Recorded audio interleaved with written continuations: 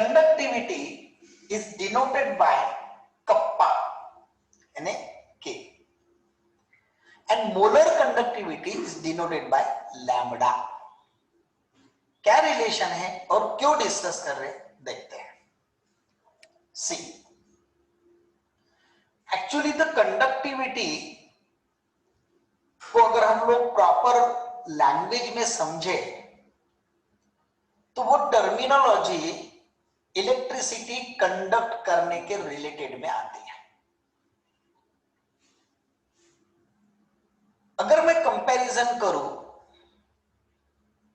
कि पानी में मैंने NaCl लिया जो स्ट्रॉन्ग इलेक्ट्रोलाइट ले कंप्लीटली डिसोसिएट होता है. पानी में मैंने KCl लिया, KCl भी स्ट्रॉन्ग इलेक्ट्रोलाइट है कंप्लीटली डिसोसिएट होता है.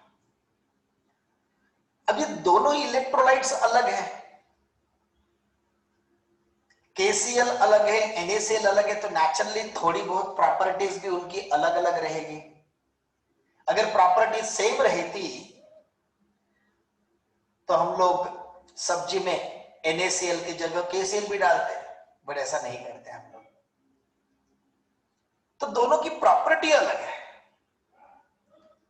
बट दोनों का सॉल्ट सॉल्यूशन जो बनाएंगे तो उसकी कंडक्टिविटी अगर हम लोग कंपेयर करते हैं तो देयर इज अ कंफ्यूजन कि किसकी कंडक्टिविटी ज्यादा और किसकी conductivity come.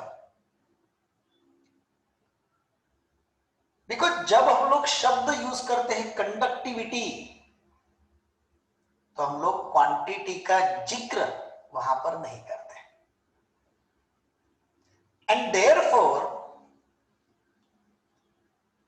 The conductivity of same type of electrolytic solution is difficult to compare,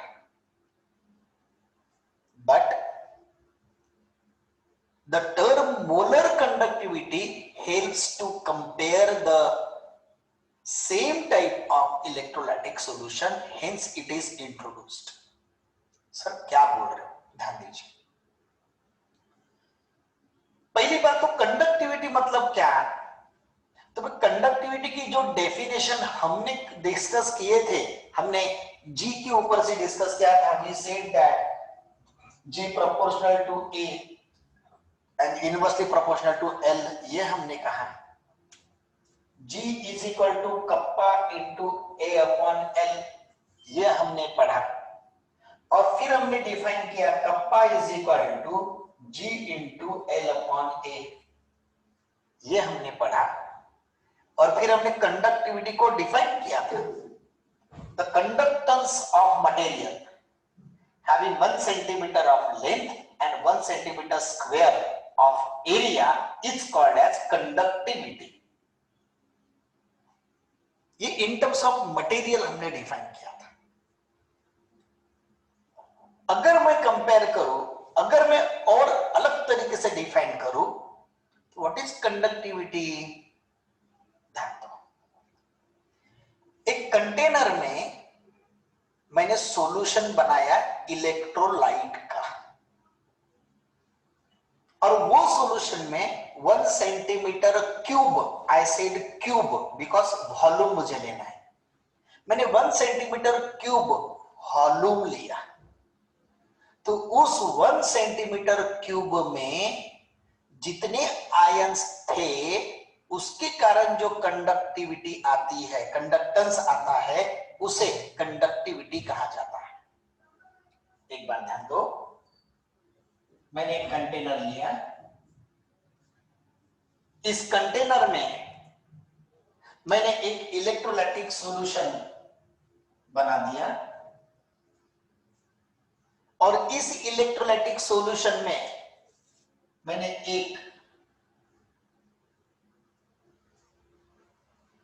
unit volume define किया.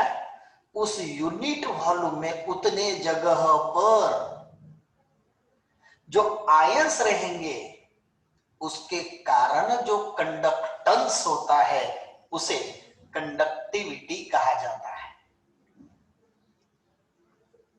द कंडक्टेंस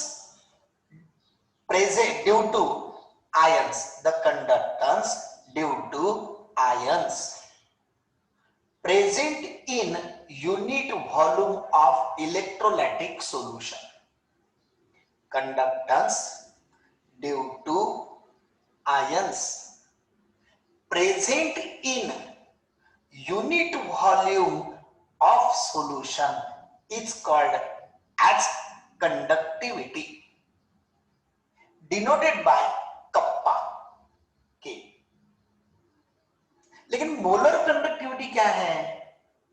तो molar conductivity is nothing but the conductance due to ions present in the electrolytic solution prepared from 1 mole of electrolyte. पूरा एक container में 1 मोल electrolyte ले लीजिए. उस 1 मोल electrolyte के जितने आयंस है उसके कारण जो कंडक्टेंस होता है that is molar conductivity. 1 mole molar conductivity. लेकिन कंडक्टिविटी क्या है? तो unit volume of electrolytic solution, उसमें कितने आयंस है के कारण जो कंडक्टेंस आता है that is called as the conductivity. Again I am repeating the definition of conductivity. पहले मीनिंग समझ लो. मीनिंग ये है, यूनिट वॉल्यूम आपने लिया, उस यूनिट वॉल्यूम में इलेक्ट्रोलाइटिक सॉल्यूशन के यूनिट वॉल्यूम में कितने आयंस है उसके अकॉर्डिंग जो कंडक्टेंस आता है वो कंडक्टिविटी. 1 मोल इलेक्ट्रोलाइटिक सॉल्यूशन हमने लिया, उसके जितने आयंस है उसके कारण जो कंडक्टेंस है that is called as a molar conductivity. फिर इन कंडक्टिविटी और मोलर कंडक्टिविटी के ऊपर डाइल्यूशन या तो उसका कॉन्ट्रास्ट वर्ड है कॉन्सेंट्रेशन, इसका क्या असर होता है? What is the effect? What is the effect of either dilution और कॉन्सेंट्रेशन ऑन कंडक्टिविटी? कंडक्टिविटी पे डाइल्यूशन या कॉन्सेंट्रेशन का क्या असर होता है? सुनो, देखो, ये जो कंडक्टेंस है, फिर ये कंडक्टिविटी रहो या मोलर कंडक्टिविटी रहो, ये किसके कारण है? आयंस के कारण है. तो हमें आयंस को फोकस करना है. मैंने ये वाला मान के चलो इंक सॉल्यूशन मैंने लिया. इंक ठीक है, उसमें आयंस है. मैं जैसे जैसे डाइल्यूट करते जाऊंगा, डाइल्यूट जैसे करते जाऊंगा तो डाइल्यूट करने के बाद ये जो यूनिट वॉल्यूम मैंने सिलेक्ट जो किया है वो फेंट होते जाएगा कि डार्क होते जाएगा, इसके ऊपर आप विचार करो. मैंने इंक सॉल्यूशन लिया और ये यूनिट वॉल्यूम सिलेक्ट किया और उसमें अगर मैं डाइल्यूट करता हूं तो नेचुरली यूनिट वॉल्यूम का जो सॉल्यूशन है वो फेंट होगा. और फेंट हुआ मतलब नंबर ऑफ आयंस उसमें डिक्रीज होंगे या इंक्रीज होंगे, इसके ऊपर विचार करो. वो आयंस डिक्रीज होंगे और आयंस अगर डिक्रीज हुए तो कंडक्टिविटी बढ़ेगी या कम होगी? The definite answer is decreases. Conclusion, decreases. Once again I am saying, what is the effect of dilution or concentration on conductivity? First of all, conductivity is denoted by K, kappa. Second, conductivity is due to presence of ions present in unit volume of electrolytic solution. When the solution is diluted, the number of ions in the unit volume decreases and therefore the conductivity also decreases. Now let's see what is the effect on molar conductivity. In a container, electrolytic, certain mole electrolytic light is added in the solvent. We got some ions. अब हमें जो ions मिलेंगे तो जितना dissolve हो सकेगा उतने ions मिलेंगे, ठीक है। एंड हो सकता है कुछ आयंस नीचे बैठेंगे, या तो ये भी हो सकता है कि कंप्लीट सोलुबल हो गया लेकिन सॉल्यूशन तो गाढ़ा रहेगा ना, गाढ़ा, डार्क डार्क। और सॉल्यूशन डार्क रहने के कारण मोबिलिटी ऑफ आयन जो है बहुत स्लो रहेगी। But when such a solution is diluted, ऐसे सॉल्यूशन को हम लोग जब डाइल्यूट करते हैं, when such a solution is diluted, further dissociation of ions takes place. Number of ions increases, their mobility increases, and now think, if it is so, molar conductivity क्या होगी? Molar conductivity के ऊपर क्या असर पड़ेगा mobility बढ़ने से, ion की संख्या बढ़ने से? तो करेक्ट आंसर ये होगा कि molar conductivity increases with dilution. With, अब डाइल्यूशन का मतलब क्या है? डाइल्यूशन का मतलब क्या है? Decrease in concentration. डाइल्यूट किया मतलब क्या किया हमने? पानी डाला। तो पानी डालने से वॉल्यूम बढ़ेगा, आयंस तो उतने रहेंगे ना, उनका कॉन्सेंट्रेशन कम होता है। सो this is nothing but the effect of dilution or concentration on conductivity and molar conductivity. ये conductivity और molar conductivity पे इफेक्ट जो है वो हमने डिस्कस किया। molar conductivity, how it is calculated? Molar conductivity, that is lambda, is nothing but 1000 kappa upon C. When conductivity is divided by the concentration, then molar conductivity is obtained. Sir ये 1000 कहां से आया? ध्यान दीजिए, actually the molar conductivity is obtained, molar conductivity is obtained when conductivity is divided by concentration.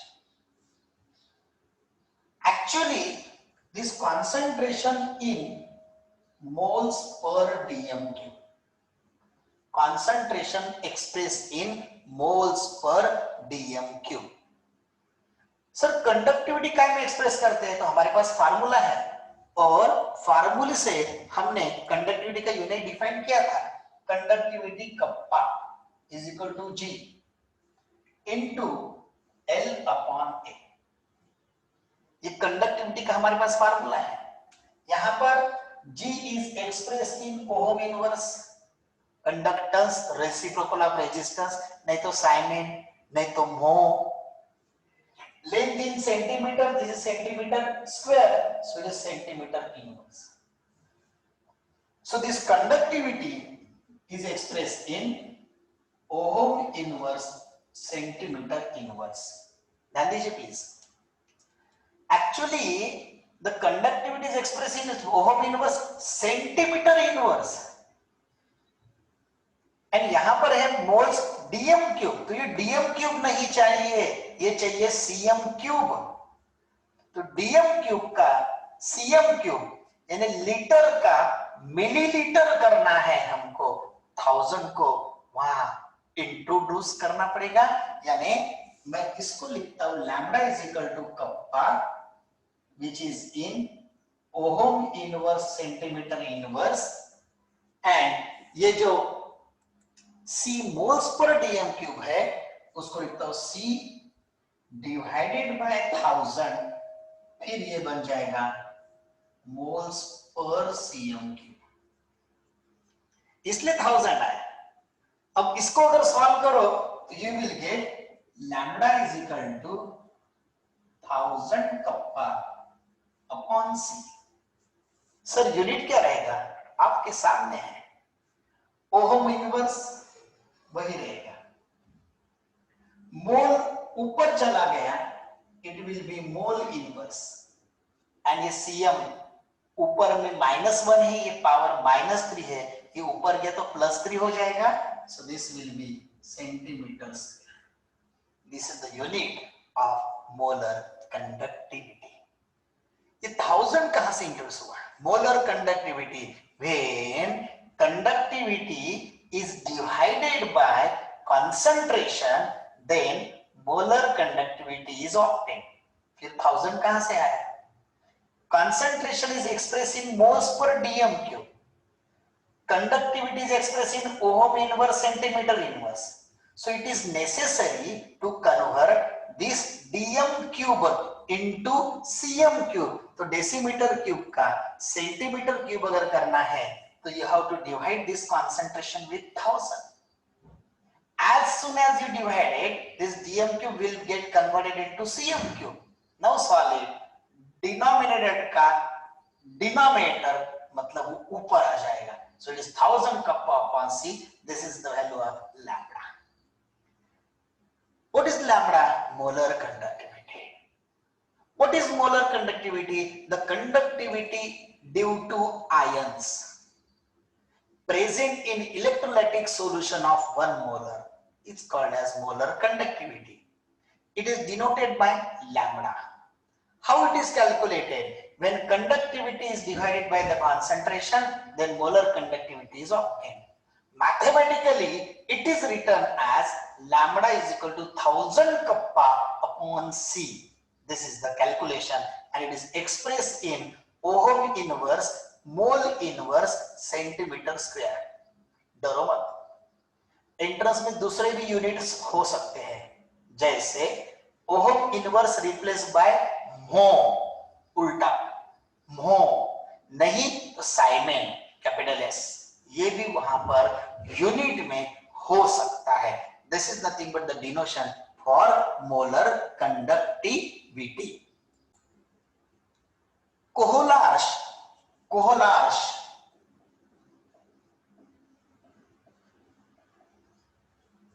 studied this molar conductivity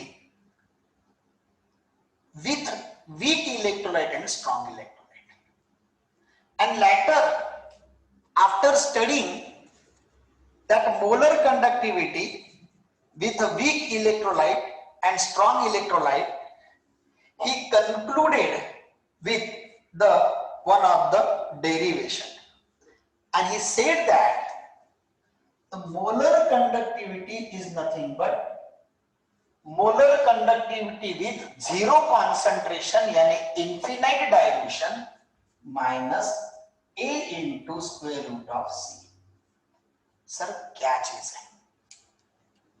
see, when you said zero concentration मतलब infinite dilution, let me explain the term। मैंने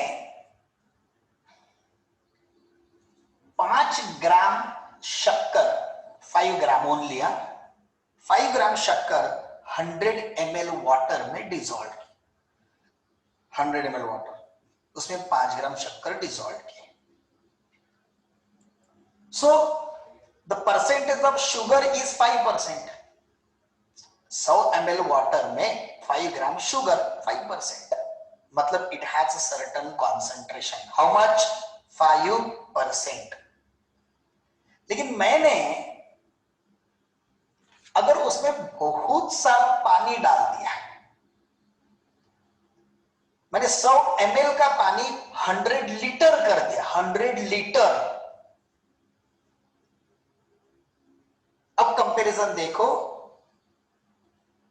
कि 100 ग्राम के पानी में मैंने 5 gram sugar जब डाला, आप सोचो क्या सॉल्यूशन स्वीट लगेगा या नहीं लगेगा, इसके ऊपर विचार करो।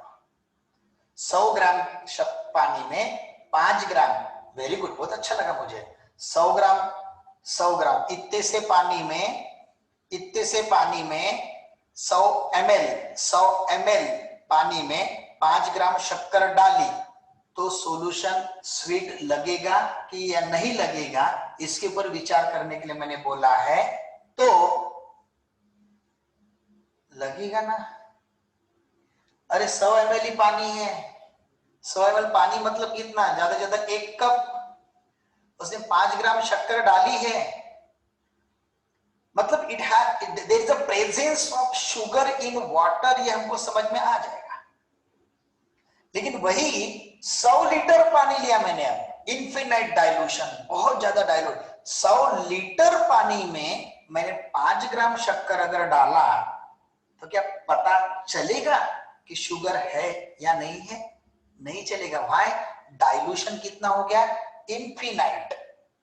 शक्कर डाली है ये हमको पता है, हमने डाला बाबा आपने हाथ से, तो शक्कर डाली है हमें पता है, sugar is added, but how much is water? 100 litre. तो अगर पी के देखो तो स्वीट टेस्ट बिल्कुल नहीं आएगा, हमें पता है वो ठीक है, बट स्वीट टेस्ट बिल्कुल नहीं आएगा। मतलब क्या होगा?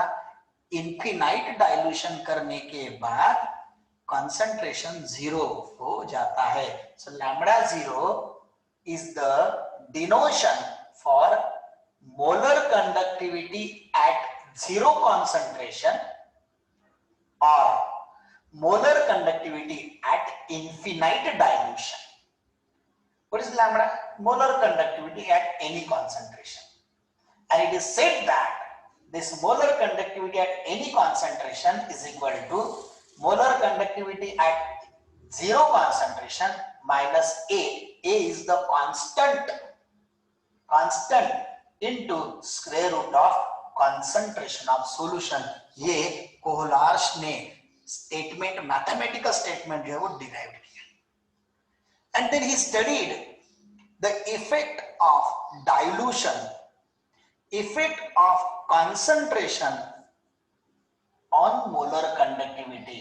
He did experiment by considering strong electrolyte and weak electrolyte, and he observed that if I plot a graph between molar conductivity versus square root of concentration, अगर मैं ग्राफ प्लॉट करता हूं molar conductivity versus square root of concentration, let me draw two graph, this is graph 1 and this is another graph.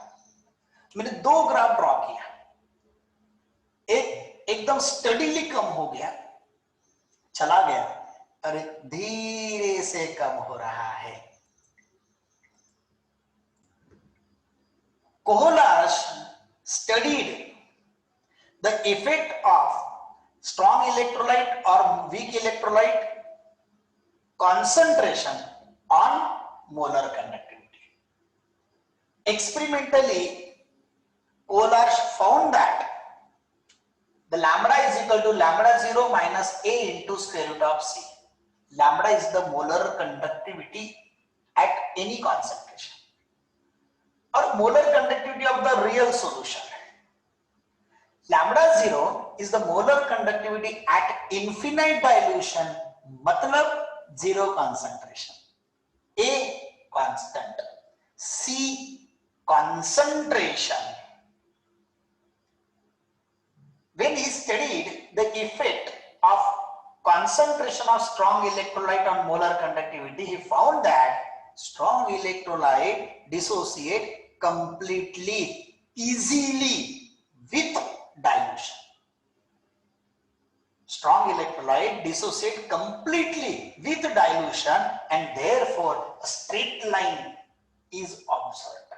Straight line is observed. Minus है नहीं है, is observed. But in case of weak electrolyte, sudden dissociation of weak electrolyte does not take place. And therefore, immediately, weak electrolyte does not produce large number of ions. But as we continue the dilution, the degree of dissociation of weak electrolyte goes on, increases slowly, and therefore this graph has a curved nature. For weak electrolyte and for strong electrolyte, sudden dissociation takes place, and that's why it is a straight line. When you plot a graph between molar conductivity and the square root of the concentration, this is nothing but the explanation which is given by Kohlrausch when he studied the effect of concentration on molar conductivity with specific reference to strong electrolyte and weak electrolyte. Let's have a discussion on Kohlrausch law of independent migration of ions. What is the meaning? See.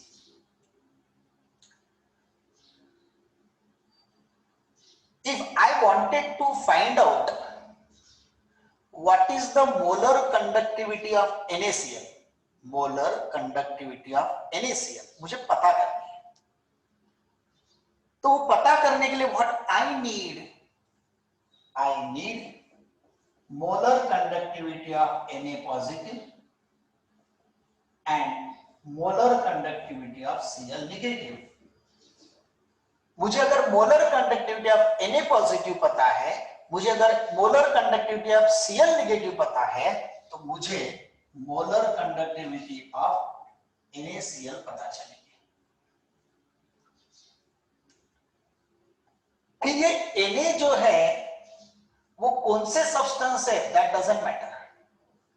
Cl कहां से आया, that doesn't matter. Na to CO3 से चलेगा क्या? हाँ चलेगा. NO3 से चलेगा क्या? हाँ चलेगा. Na to SO4 से चलेगा क्या? हाँ चलेगा. Cl HCl से चलेगा क्या? हाँ चलेगा. Cl KCl से चलेगा क्या? हाँ चलेगा. यानी Na के साथ कौन है, Cl के साथ कौन है, जब हमने उसकी मोलर कंडक्टिविटी डिटरमाइन की, दैट डजंट मैटर. मुझे Na पॉजिटिव की मोलर कंडक्टिविटी चाहिए, मुझे Cl नेगेटिव की मोलर कंडक्टिविटी चाहिए. कैसे भी पता चलो, कोई भी कंपाउंड लो, क्योंकि Na पॉजिटिव एग्जिस्टेंस में नहीं है ना, आयन है ना, अनस्टेबल है. Na पॉजिटिव कंपाउंड में अवेलेबल रहेगा. यानी Na2SO4 में Na पॉजिटिव है, NaNO3 में Na पॉजिटिव है, HCl में Cl नेगेटिव है, KCl में Cl नेगेटिव है. तो उन कंपाउंड में का Na पॉजिटिव, उन कंपाउंड में का Cl नेगेटिव, इसकी मोलर कंडक्टिविटी में ऐड करता हूं तो मुझे NaCl. सर डायरेक्ट नहीं निकाल सकते? निकाल सकते हैं. NaCl की मोलर कंडक्टिविटी डायरेक्ट निकाल सकते हैं क्या? हाँ.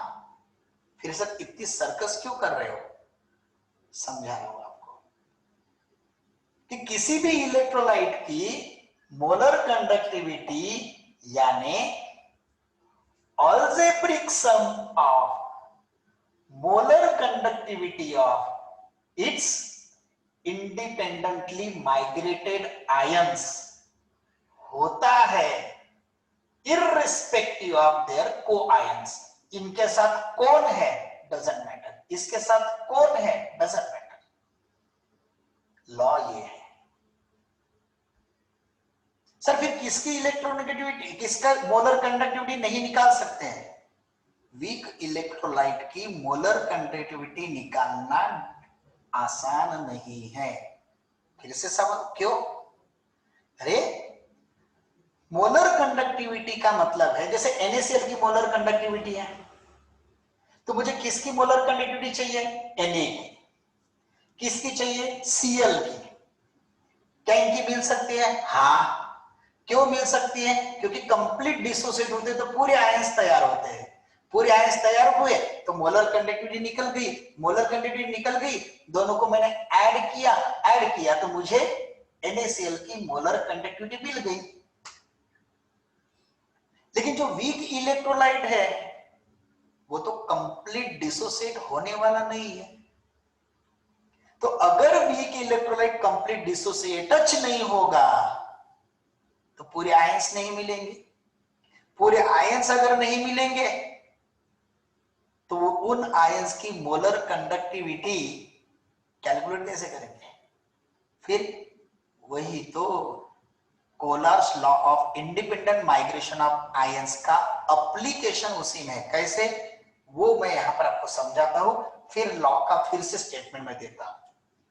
If I wanted to find the molar conductivity of acetic acid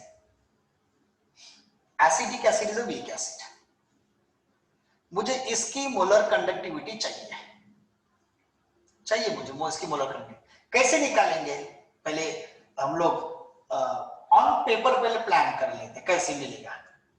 तो I need molar conductivity of CH3COO negative plus I need molar conductivity of H positive. दोनों की मोलर कंडक्टिविटी मैं add करूंगा तो ये मिल जाएगा। सर लेकिन ये तो अवेलेबल नहीं है, आयन है नहीं है। ओके, तो इसका कोई दूसरा कंपाउंड लूंगा मैं। आई विल टूक molar conductivity of CH3COO Na। Sodium acetate है क्या? हाँ। ये स्ट्रॉन्ग इलेक्ट्रोलाइट की वीक इलेक्ट्रोलाइट? स्ट्रॉन्ग सॉल्ट है ना। और स्ट्रॉन्ग इलेक्ट्रोलाइट की मोलर कंडक्टिविटी निकाल सकते हैं क्या? हाँ निकाल सकते हैं। आगे एक्सपेरिमेंट पढ़ने वाले हैं, व्हीटस्टोन ब्रिज मेथड पढ़ने वाले हैं, तो निकाल सकते हैं क्या? हाँ निकाल सकते हैं। यानी इसकी निकलेगी? हाँ निकलेगी। इस पर से क्या मिलेगा? इस पर से मिलेगा CH3COO नेगेटिव। फिर सर H पॉजिटिव कहां से लाओगे? Plus molar conductivity of HBr ये डिसोसिएट कंप्लीट होगा? हाँ होगा। तो मोलर कंडक्टिविटी मिलेगी? हाँ मिलेगी। सर लेकिन आप दोनों को ऐड करोगे तो उसमें Na और Br तो ज्यादा हो गया, ठीक है, minus molar conductivity of NaBr। यानी क्या हुआ? Na कैंसल, Br कैंसल, ये सब कैंसल होने के बाद बचा कौन? CH3COO नेगेटिव और H पॉजिटिव, और दोनों को जोड़ दो तो मुझे किसकी मोलर कंडक्टिविटी मिली? एसिटिक एसिड की, जो वीक इलेक्ट्रोलाइट था। ये पॉसिबल क्यों हुआ? Because Kohlrausch law of independent migration of ions ये कहता है कि किसी भी इलेक्ट्रोलाइट की मोलर कंडक्टिविटी ये उसके इंडिपेंडेंटली माइग्रेटेड आयंस जो है उनके मोलर कंडक्टिविटी का अलजेब्रिक सम होता है, इररिस्पेक्टिव ऑफ देयर कोआयंस। उनके साथ कौन है दैट डजंट मैटर। सर उनके साथ कौन है दैट डजंट मैटर, ये पॉइंट क्लियर नहीं हो रहा। तो फिर ध्यान दीजिए, if I am doing one calculation, let me show this calculation. Molar conductivity of KCl minus molar conductivity of NaCl, answer is 23.2. मैंने मोलर कंडक्टिविटी KCl में से मोलर कंडक्टिविटी NaCl किया तो आंसर मुझे 23.2 मिला।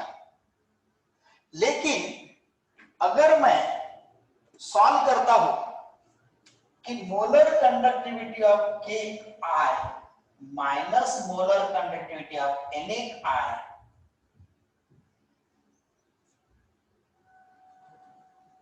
तो भी मुझे आंसर 23.2 यही मिलेगा, इररिस्पेक्टिव ऑफ कोआयंस।